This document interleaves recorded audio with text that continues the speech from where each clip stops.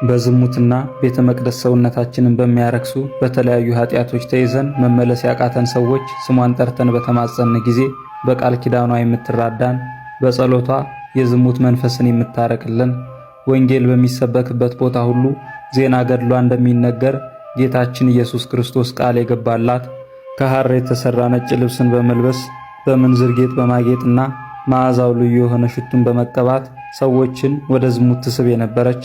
ከዕለታት በአንዱ መስታወት ፊት ቁማ ውበቷን ስታደንቅ ለአንድ ሰዓት ያህል ከቆየች በኋላ የሚያምር መልኳ እንደሚለወጥ ሞት ሳይታሰብ እንደሚመጣና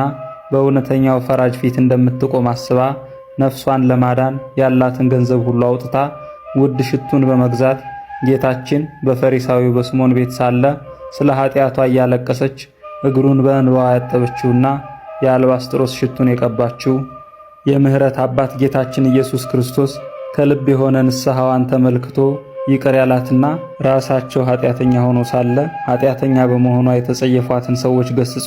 ያደረገችው ነገር ወንጌል በተሰበከበት ሁሉ እንዲነገርላት በማዘዝ በናቋት ሰዎች ፊት ያከበራት የኛ የኃጢአተኞች ረዳትና ጠባቂያችን እናታችን ቅድስት ማርያም እንተ ዕፍረት ወይም ባለሽቱዋ ማርያም ዛሬ የካቲት 6 ቀን ያረፈችበት ዓመታዊ መታሰቢያ በዓሏ ነው።